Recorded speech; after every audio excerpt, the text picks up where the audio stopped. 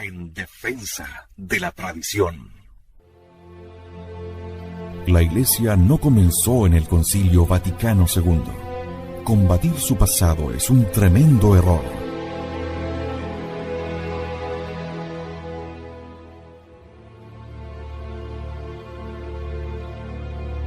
En defensa de la tradición, nos dedicamos a demostrar el terrible daño que ha producido el abandono de la tradición de la Iglesia.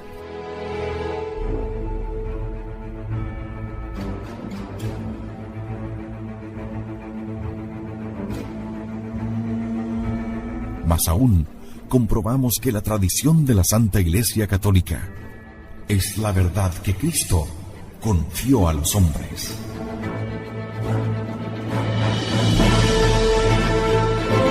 En defensa de la tradición. En Convicción Radio.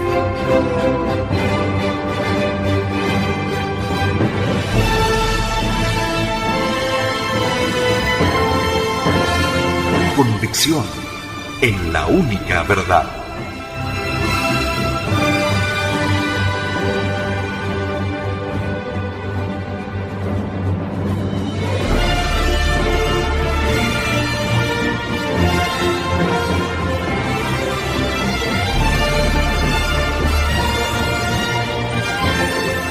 Porque la Santa Iglesia Católica Apostólica Romana es la única iglesia de nuestro Señor Jesucristo.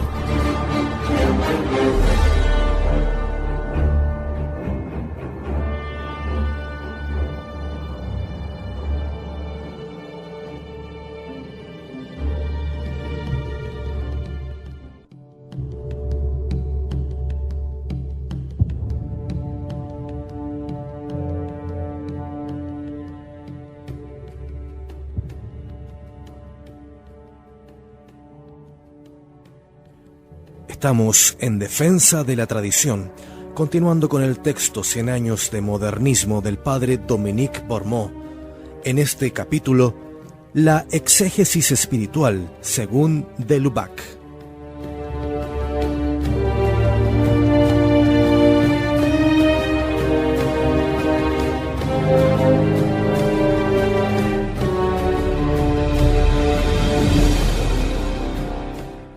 Así como Teilhard de Chardin desempeñaba el papel de profeta y de iluminado, su amigo, el padre Henri de Lubac, fallecido en 1991, fungía de profesor y de jefe. Teilhard era el soldado de avanzada, el hombre de acción. De Lubac, el cerebro, el hombre de sangre fría.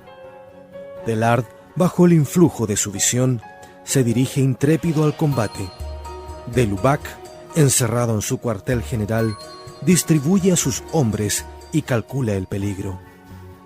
Y es que los tiempos habían cambiado y amenazaba tormenta, dejando presagiar los rayos de Roma sobre el movimiento que Teilhard cristalizaba. De Lubac dedicará la mayor parte de su tiempo a enseñar y a escribir lejos de la polémica, para no atraer la atención de los censores.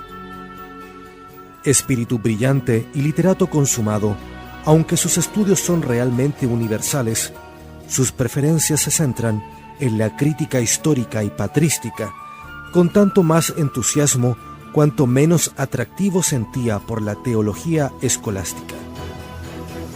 Logra formar una verdadera escuela de pensamiento entre los jesuitas de Fourvière, donde reside mientras enseña en la Facultad de Teología de Lyon. Para delimitar mejor la colaboración escrituraria de nuestro autor dentro del neomodernismo, es necesario esbozar una pequeña semblanza suya y hablar luego del método histórico-crítico que de Lubac integra, aun cuando lo complete con la exégesis medieval llamada espiritual.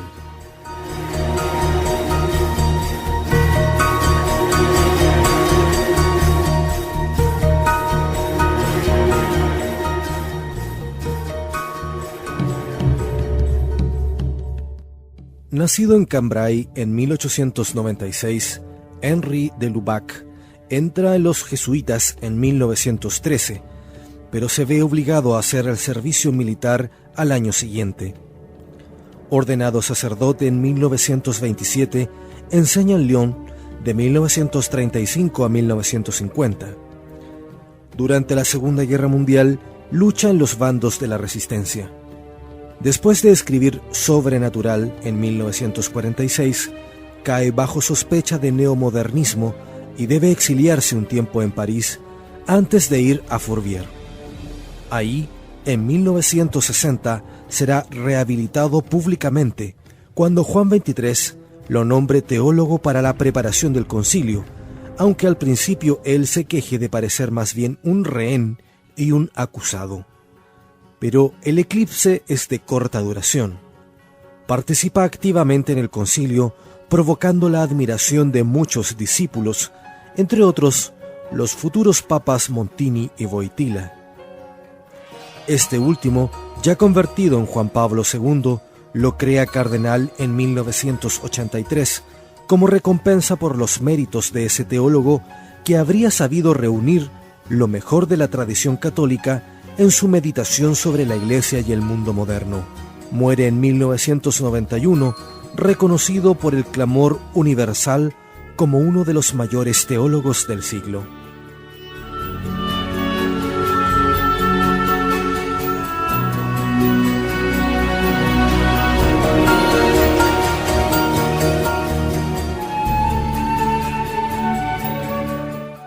Después de esta reseña de las principales fechas, es necesario bosquejar una pequeña semblanza intelectual de nuestro personaje.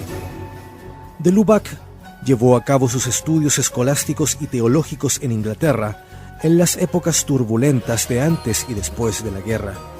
Hombre de letras y de vasta cultura, se caracteriza sobre todo por su capacidad de recepción e integración de las corrientes de ideas más diversas. Sus estudios como profesor y como escritor lo llevan a tocar los temas más variados, pero se destaca en particular en las investigaciones históricas. Es el iniciador del ressourcement, es decir, de un movimiento de regreso a las fuentes patrísticas que se manifestará no solo en sus obras escriturarias, con mucho las más voluminosas, sino también en sus obras dogmáticas como Catolicismo, de 1938. Con Danielou funda en Fourvière un círculo de estudios patrísticos y escriturarios que a partir de 1940 lanza la publicación Sources Chrétiennes. Se trata de todo un equipo de pensadores reunidos alrededor de la figura discreta pero irresistible del padre de Lubac.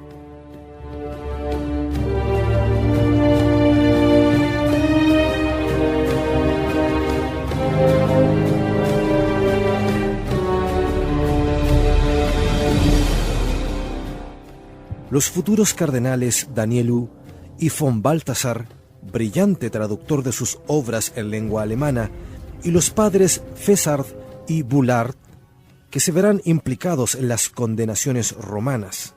Pero las ideas lubacianas tienen una influencia en muchos partidarios notables, particularmente el personalista Mounier de la revista Esprit, el jesuita Teilhard de Chardin y los dominicos Chenu y Congar. En el ámbito de la teología, de Lubac se especializa en la historia del dogma, Corpus Mysticum e Historia y Espíritu sobre Orígenes. Produce un cambio en ciertas nociones clave como lo sobrenatural, la apologética y el dogma, cambio que describe como una vuelta a Santo Tomás para distanciarse de los comentadores de este. Su tendencia general de preferencia a la teología mística sobre la escolástica, a la que considera como demasiado racional. Esta tendencia mística lo lleva a extender lo sobrenatural al ámbito puramente natural, como lo sugiere su controvertido libro Sobrenatural. También volvemos a encontrar en él la misma tendencia a exaltar la fe en perjuicio de la razón. Así, se rebela contra el dogma, considerado como verdad especulativa que debe ser creída más que vivida, y contra una apologética racional y exterior. La geografía de sus escritos confirma el aspecto universal de sus estudios y su interés por todos y por todo. De Lubac, como sugiere su libro Catolicismo, abre los brazos a todos e intenta establecer un diálogo con todos los hombres, ya sean creyentes, no católicos o incluso ateos, como lo sugiere su libro El drama del humanismo ateo. Por esta razón, muchas de sus obras están consagradas a autores heterodoxos, con los cuales entabla el debate.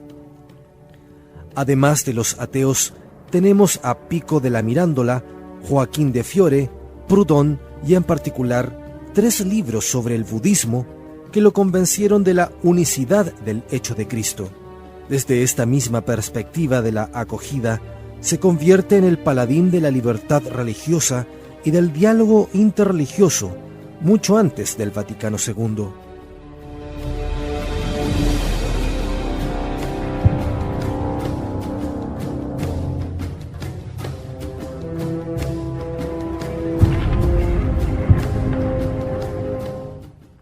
Aunque hoy en día se alaba a de Lubac como el teólogo del Ressourcement, uno de los pioneros del Vaticano II, que unía indefectiblemente el amor por la Iglesia y el amor por el hombre, bajo el pontificado de Pío XII, en cambio, su fama no gozaba del mismo lustre.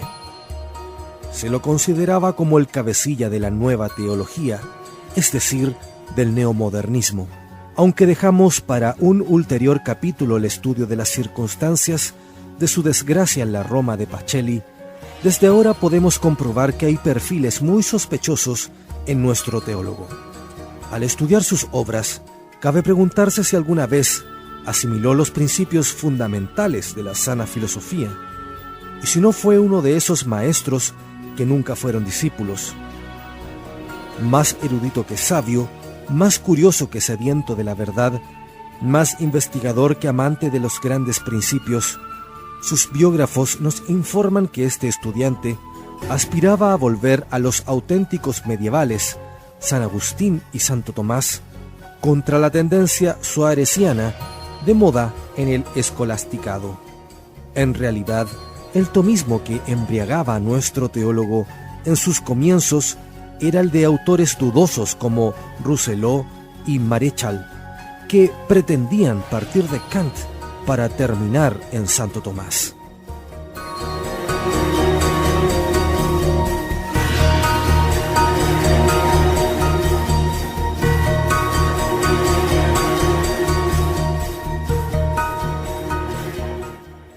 A pesar de las directivas romanas, con la complicidad de maestros demasiado indulgentes, de Lubac se saturó de lecturas consideradas en ese entonces como fruto prohibido.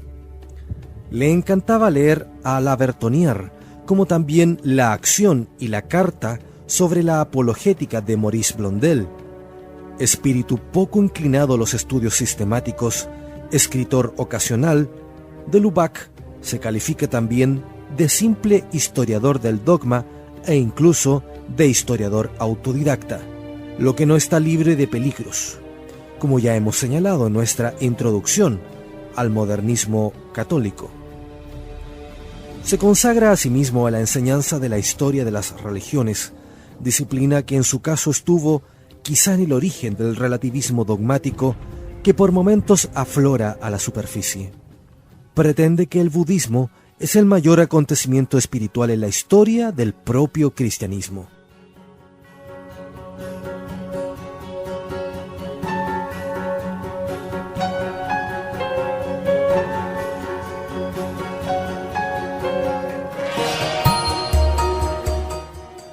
Podemos preguntarnos si ese contacto con las religiones no estuvo en los orígenes de las tesis de la salvación universal. Al respecto señala que en la extrema diversidad de sus conocimientos y funciones, todos los miembros de la familia humana gozan de una igualdad esencial ante Dios, providencialmente indispensables para la edificación del cuerpo de Cristo. Los, comillas, según él, infieles, deben beneficiarse a su manera de los intercambios vitales de ese cuerpo. Por una extensión del dogma de la comunión de los santos, parecería justo pensar que, aunque no estén en las condiciones normales de salvación, pueden alcanzar esa salvación en virtud de los vínculos misteriosos que los unen con los fieles. En pocas palabras, podrán salvarse porque forman parte integrante de la humanidad que se salvará.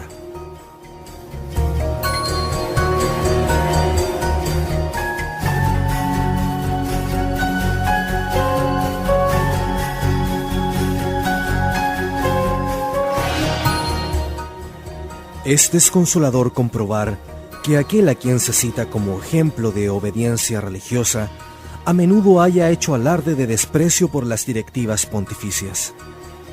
No contento con publicar más tarde sus escritos prohibidos en tiempos de Pío XII en materia de sobrenatural, sostendrá también la libertad religiosa, condenada formalmente por todos los papas desde Gregorio XVI. Lo peor es que, incluso después del Monitum contra Tellard, escribirá aún 2 libros más para defenderlo. Entre todos los protectores de Tellard, de Lubac fue sin duda el más diligente y hábil con su libro El pensamiento religioso de Teilhard de Chardin, publicado en 1962, que recibirá el Monitum como respuesta de Roma. Se le objeta a ese libro, y al parecer con razón, que el autor hace gala de prestidigitador y no de historiador, ya que el libro no cumple sus promesas de dar a conocer el pensamiento de Teilhard, sino que al revés, expone el pensamiento que de Lubac quisiera que se tuviera de él. Este diagnóstico es más sorprendente aún desde el momento en que se aplica a un autor considerado experto en estudios históricos. Provistas de semejante protección, las tesis teilhardianas pudieron difundirse sin condenación hasta su muerte, socavando las inteligencias ingenuas de los jóvenes escolásticos demasiado ávidos de sensacionalismo.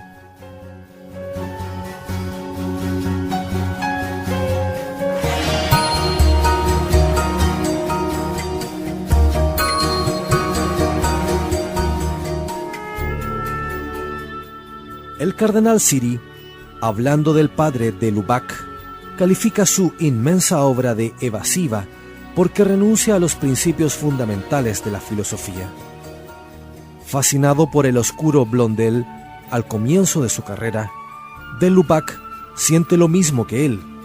Se establece desde entonces una verdadera simbiosis de pensamiento entre ambos hombres, que van a compartir las mismas ideas, los mismos amigos y los mismos enemigos. En realidad, comparten más que nada la misma duda, la misma falta de vigor intelectual, el mismo complejo de inferioridad ante el hombre moderno, enfermo de escepticismo y subjetivismo. Corren tras el mismo espejismo de conciliar una pseudo-filosofía con la fe. Difunden al unísono la misma noción de verdad, que tergiversan por completo. La definen como la conformidad de la inteligencia con la vida, progresiva e infinitamente variable.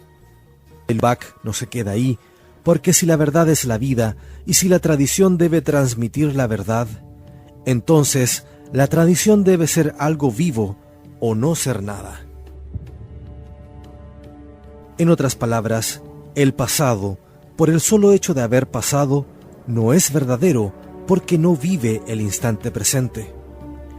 Ese es uno de los descubrimientos geniales de nuestro autor, que, a la manera de los modernistas, vacía de su sentido una expresión católica para darle un significado ambiguo. Explica que el río de la tradición no puede llegar hasta nosotros si no se draga su lecho continuamente. ¿En qué consiste esa tradición viva? Es la simple expresión de su relativismo dogmático que rechaza los dogmas recibidos como tales.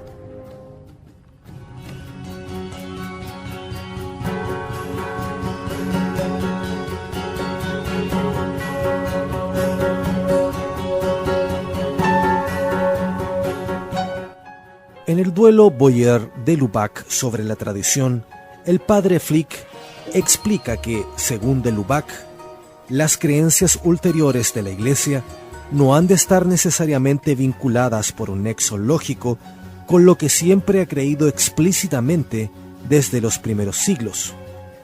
La tradición viva lubasiana, sacada de Blondel, recuerda la ley de la vida de Loisy, según la cual la Iglesia se deforma y transforma en la más perfecta contradicción.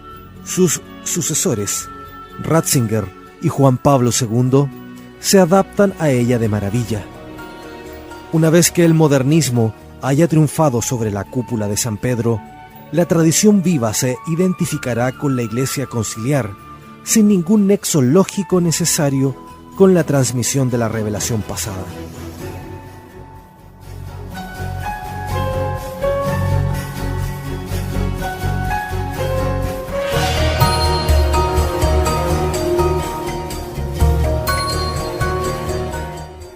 La tradición viva considera falso hoy lo que ayer era verdadero, y verdadero lo que era falso. Tiene anchas las espaldas, permite eliminar 20 siglos de magisterio constante y tachar de disposiciones provisionales a la enseñanza infalible que condena la libertad religiosa, el modernismo y las desviaciones bíblicas. Permite excomulgar a los pocos obispos fieles a la verdadera tradición. Realmente, los neomodernistas pueden felicitarse por este invento genial que mata 2 pájaros de un tiro. Protege el modernismo y descuartiza la tradición apostólica en nombre de la tradición viva. En materia estrictamente teológica, la simbiosis Blondel-Lubac afirma que lo sobrenatural es un perfeccionamiento necesario de la naturaleza, que sin él estaría desnaturalizada. Comillas, lo sobrenatural es absolutamente imposible y absolutamente necesario para el hombre. De Lubac, como su amigo, pretende, en efecto, que Dios no habría podido crear la naturaleza pura sin ordenarla a lo sobrenatural. Dicho de otro modo, el hombre es sobrenatural por sí mismo y se encuentra divinizado necesariamente. La frontera entre Dios y el hombre se vuelve borrosa. En buena lógica, semejante concepción conduce al panteísmo cósmico de tipo telardiano. De Lubac repite esa misma idea al hablar del desarrollo supremo de la naturaleza humana. Comillas. Al revelar al Padre y al ser revelado por Él, Cristo, terminó por revelar al hombre a sí mismo. Por Cristo, la persona se hace adulta, el hombre emerge definitivamente del universo. El cardenal Siri tiene buenas razones para cuestionar lo que podría ocultarse detrás de ese galimatías místico. Según el cardenal, eso solo puede significar 2 cosas: o que Cristo es solamente hombre, o que el hombre es divino. Es la teología de Rahner del hombre autodivinizado. En todo caso, queda claro que ese sobrenatural hace inútil la mediación de la Iglesia. Fuera de la Iglesia hay salvación. De Lubac recibe con razón el título de pionero de la teología católica contemporánea. Todo esto entre comillas, por supuesto. Ni Karl Rahner, ni su ingenuo discípulo Hans Küng, ni mucho menos Hans Urs von Balthasar son concebibles sin él.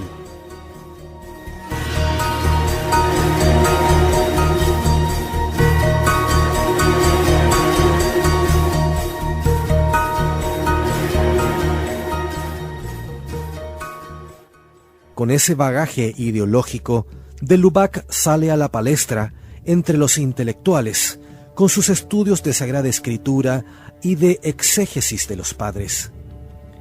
Todo se puede temer de semejante mezcolanza que San Pío X ya había condenado.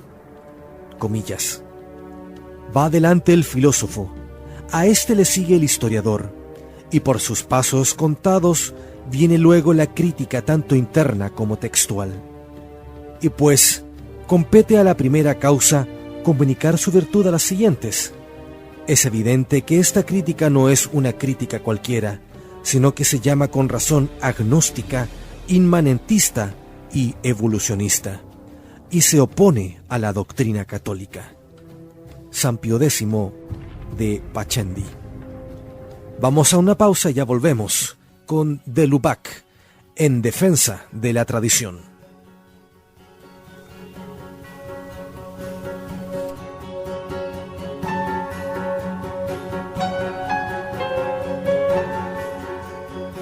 En defensa de la tradición.